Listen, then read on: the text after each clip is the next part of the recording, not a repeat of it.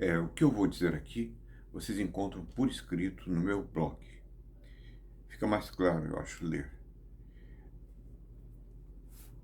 Não satisfeito com a dedução metafísica, quid factum, da tábua das categorias, Kant decidiu apresentar uma dedução transcendental, quid juris, capaz de demonstrar que as categorias são condições necessárias para a possibilidade da experiência enquanto tal. Essa dedução é a parte mais indevassável da crítica e seu estudo já foi comparado à travessia do grande deserto árabe. Eu vou resumir o que me pareceu mais essencial.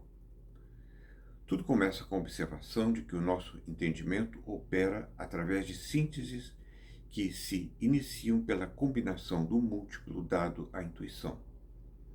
Isso é bem exemplificado na síntese da apreensão do múltiplo, que é seguida de sua reprodução ou retenção na imaginação e sua posterior recognição como sendo o mesmo. As sínteses inevitavelmente envolvem a aplicação dos juízos e respectivas categorias.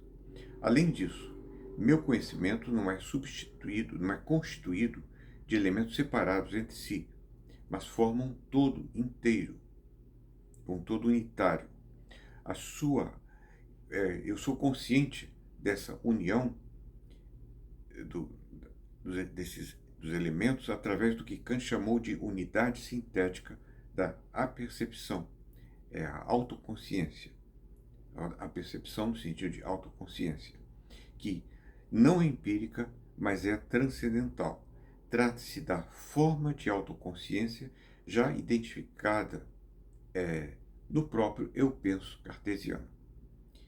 Se eu não fosse capaz disso, eu não seria capaz de experienciar nada como pertencente à minha própria consciência. Disso resultando uma fragmentação da consciência. Como ele famosamente escreve, o eu penso, diz ele, deve poder acompanhar todas as minhas representações, uma vez que as múltiplas representações presentes em determinada intuição não seriam minhas se não pertencessem todas à minha autoconsciência. De outro modo, o meu eu seria tão vário e colorido quanto são as representações que eu formo.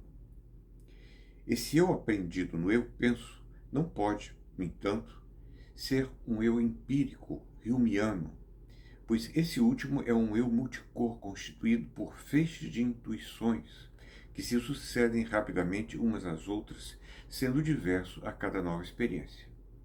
O eu pensante tem de ser único. Ele está para Kant acima e além da experiência, uma vez que nada do que é dado à experiência empírica pode lhe pertencer. O eu pensante da apercepção transcendental é um eu transcendental, um x-numérico cuja assunção é uma necessidade lógica para que possamos ter a consciência de nossas sínteses como pertencentes a um único sujeito da experiência.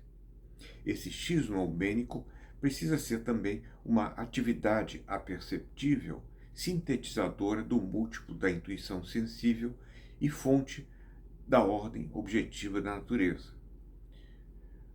A unidade sintética da percepção, daí decorrente, é necessária a aplicação das categorias porque os juízos só são plenamente reconhecidos quando são integrados na unidade de uma consciência. Finalmente, como o eu pensante realiza as sínteses do entendimento, só através de juízos como os juízos que contêm as categorias, é que todo o nosso conhecimento,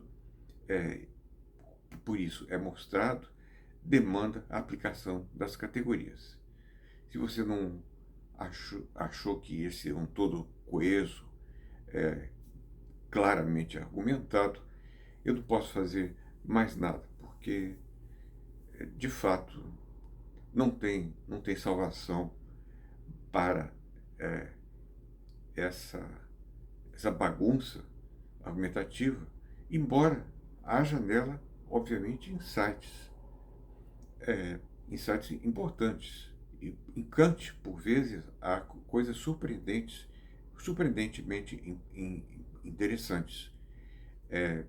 Como disse Strawson, uma sensação mista de insight, grande insight e grande ilusão. É o que nós temos ao ler Kant. Agora eu vou falar sobre a ilusão do grande eu. Como nós podemos desmontar o eu transcendental. Não é difícil. Eu quero agora expor uma maneira de reconstruir o insight de Kant de modo a lhe retirar a questionável postulação de um eu transcendental noumênico e postar esse eu no mesmo nível do eu empírico humeano. Quando Kant escreveu sobre o eu empírico, ele tinha em mente o feixe de percepções que se sucedem com rapidez vertiginosa, como disse Hume. Contudo, já vimos que há uma outra espécie pouco lembrada de eu empírico humeano, que é algo similar, diz Hume, a uma comunidade organizada de estados mentais, de perceptos humeanos, da qual entram e saem membros, mas que nem por isso deixa de ser a mesma. Isso eu tratei disso no capítulo 11, seção 15, desse esboço de introdução histórica à filosofia. Uma pessoa pode aprender a se conhecer como o repositório desses traços mentais, geralmente disposicionais. E até mesmo outras pessoas podem descobri-los nela por analogia com o que a elas mesmas acontece. Se isso for aceito, então o acesso que uma pessoa tem a esse eu comunitário é forçosamente segmentado, pois a pessoa só tem a experiência de si mesma como possuindo certos traços psicológicos, digamos, ser corajosa, em contextos nos quais esses traços se manifestam. Ela demonstra com coragem em seu comportamento, diante de um assalto ou o que for, e nos quais outras pessoas sejam capazes de lhe atestar esses traços psicológicos em virtude do seu comportamento. Aqui se poderia objetar: o que tem a ver a isso com o eu penso kantiano, que acompanha todas as minhas representações? A consciência de um eu transcendental não é de uma experiência de traços mentais egóicos. Afinal, eu simplesmente sei que preciso ser um algo único que está ativamente pensando, experienciado, nada de específico se passando na minha mente, ele mesmo não sendo experienciado. Eu penso, eu existo, eu não estou experienciando um eu, nem partes do eu, nem características que formam a minha autoimagem. A resposta plausível é que uma pessoa é perfeitamente capaz de ganhar consciência de seu eu comunitário como aquilo que acompanha todas as suas representações, sem precisar tomar consciência de sua constituição, simplesmente por ter a consciência de possuir alguma autoimagem de seu eu comunitário. Às vezes, uma autoimagem bastante complexa desse eu. Uma vez que a pessoa já desenvolveu essa autoimagem, ela já possui uma autoconsciência superior, que não requer a atualização das representações dos traços mentais que constituem o seu eu, o que já basta para justificar a sua consciência de que o mesmo eu acompanha todas as suas representações. Na verdade, não há nada de especial nisso, pois temos consciência de muita coisa que não precisamos ou mesmo não podemos atualizar. Exemplos: eu sei que é noite porque jantei algumas horas. Sei que convidei 6 pessoas para jantar, mas não me lembro de quem era a sexta. Uma consequência dessa solução é que um sujeito incapaz de introspecção, um recém-nascido, um animal, não deverá ser capaz de ter a consciência cartesiana de si mesmo demandada por Kant. Para que eu me pense presentemente como eu pensante, é preciso que antes já tenha ganho algum conhecimento de meu eu comunitário, que seja dos traços, ou seja, dos traços psicológicos reiteráveis, mas mais característicos de mim mesmo. Temos agora um triplo conceito de eu empírico, como o eu humeano, é o primeiro, fugaz, entendido como, diz Hume, um feixe de percepções que se sucedem. 2. Como eu comunitário, também sugerido por Hume, entendido como um conjunto mais ou menos organizado de traços mentais reiteráveis, cujo conhecimento permite a formação de uma autoimagem que deve servir como autoidentificação. E terceiro, o que mais importa aqui, como a consciência que uma pessoa tem de si mesma como um sujeito que possui dois, sem que para isso ela precise atualizar características de dois em sua memória. Minha tese é de que o sentido 3 é o do eu que acompanha todas as minhas representações. Ele nada mais é do que a consciência que tenho de dois, sempre que penso em mim, sem considerar qualquer representação.